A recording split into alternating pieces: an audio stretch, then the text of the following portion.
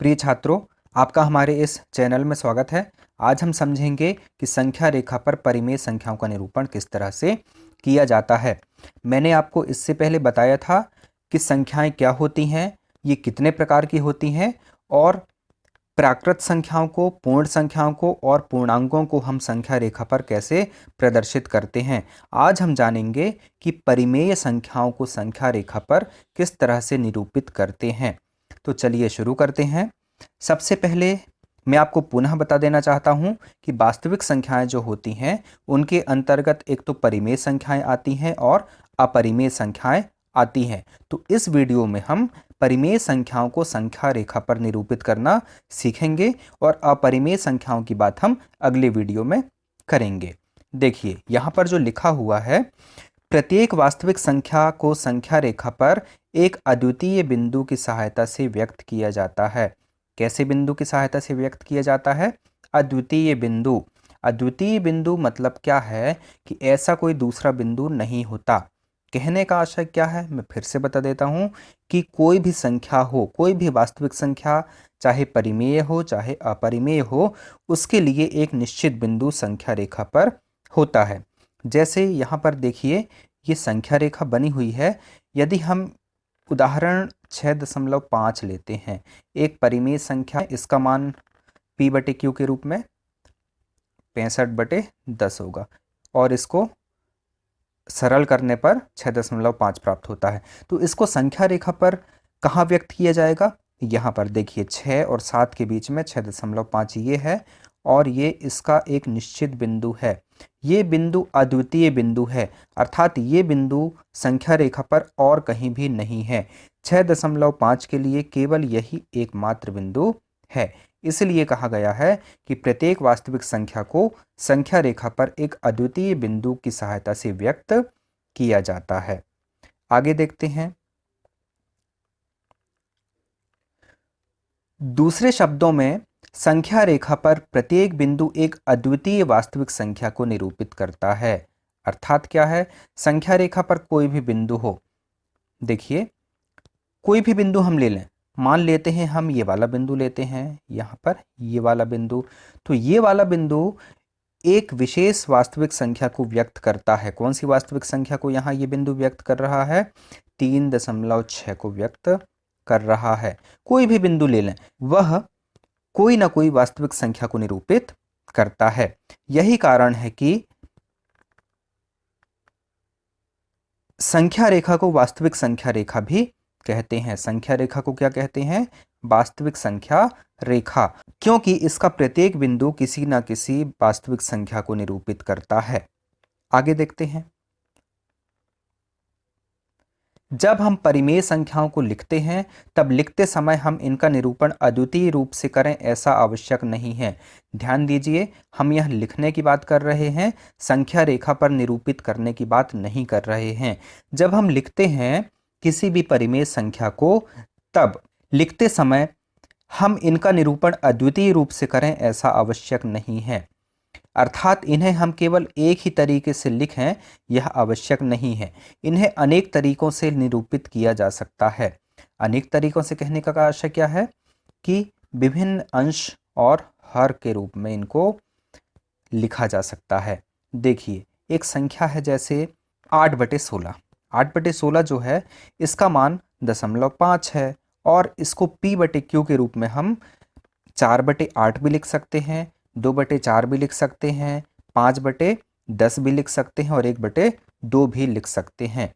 ठीक है, तो कहने का क्या आशय है, ये जितनी भी परिमेय संख्याएं हैं इनको हम विभिन्न तरीकों से लिख सकते हैं, क्योंकि सबकी वैल्यू या सबका मान कितना आ रहा है? 0.5 ही आ रहा है।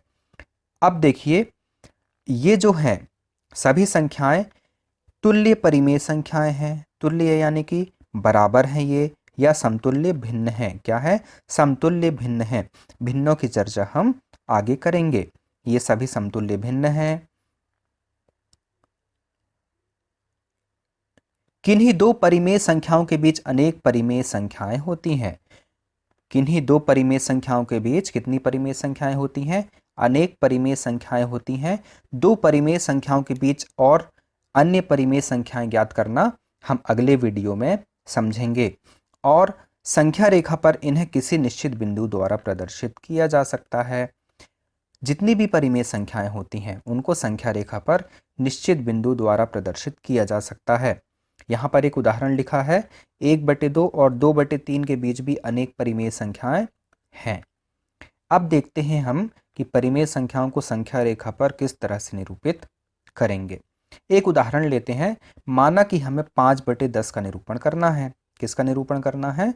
5/10 का। यहाँ पर 5/10 को हम समतुल्य भिन्न में इस तरह से बदलेंगे कि इसका अंश और हर छोटी से छोटी संख्या आए, अर्थात इसके समतुल्य जो p/q लेंगे हम, यानी कि p और q का मान लेंगे, वो छोटा से छोटा हो। इस तरह से हम यहाँ लिख लेते हैं। जैसे 5/10 या 10/20 को क्या लिख लेंगे? 1/2, क्योंकि इन सभी का मान कितना है? 0.5 है। जब हम परिमेय संख्या p/q को संख्या रेखा पर निरूपित करते हैं तब हम यह मान लेते हैं कि p व q यानी ये अंश और ये हर में से प्रत्येक का एक के अतिरिक्त और अन्य कोई गुणनखंड नहीं है, अर्थात सबसे छोटे अंश और हर वाली संख्या हम लेते हैं। जैसे यहाँ पर क्या हुआ है, हमने 5/10 और 10/20 की जगह 1/2 लिया है। अब संख्या रेखा पर जब हमें या तो ये प्रदर्शित करना हो या फिर ये, अर्थात 5/10 या 10/20, तो इसमें हम समतुल्य भिन्न या समतुल्य परिमेय संख्या लेते हैं जिसमें अंश और हर सबसे छोटा हो। अब देखिए यहाँ पर 1/2 का मान कितना है? 0.5 है। 1/2 का मान कितना है? 0.5। अब इसको संख्या रेखा पर हम कहाँ रखेंगे? देखिए, हम संख्या रेखा पर देख पा रहे हैं कि शून्य यहाँ पर है। ये शून्य से शुरू हुई है संख्या रेखा और ये अनंत तक ये विस्तारित होगी, आगे अनंत तक जाएगी। हम देख पा रहे हैं कि यह संख्या शून्य से ज़्यादा है और 1 से कम है, अर्थात ये 0 और 1 के बीच में रहेगी। कहाँ रहेगी? 1 2 3 4 5 यहाँ पर ये संख्या रहेगी, अर्थात ये वाला बिंदु जो है 1/2 यहाँ पर आएगा। 1/2 का मान कहाँ होगा? यहाँ होगा। इस चित्र में और समझ लीजिए, अच्छे से चिन्ह लगा के मैं आपको बता देता हूँ।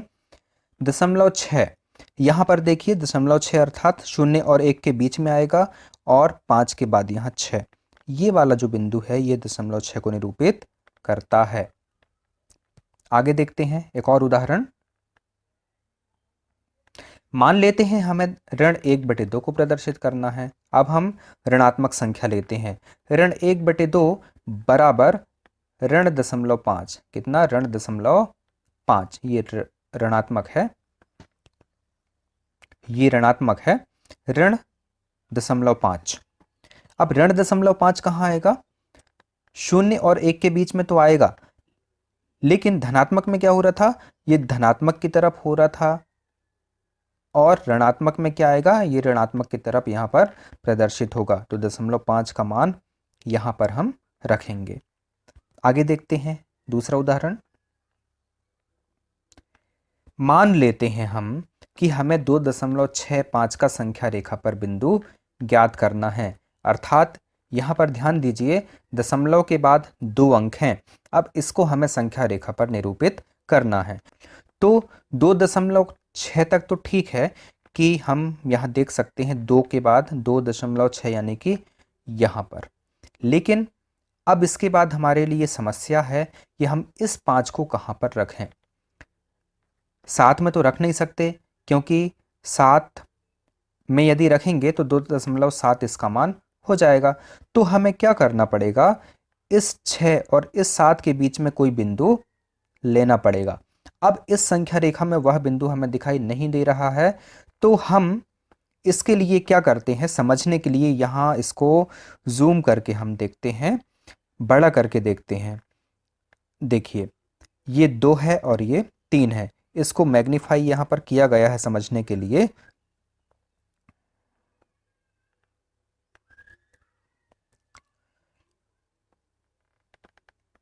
2 3। 2.6 कहाँ आ रहा था? यहाँ आ रहा था। और 2.7 ये है। हमें ज्ञात करना है 2.65। तो क्या करेंगे? 2.6 तो ये है और 6 5 अर्थात 6 और 7 के बीच में आधा और यहाँ पर लेना पड़ेगा, ये वाला बिंदु।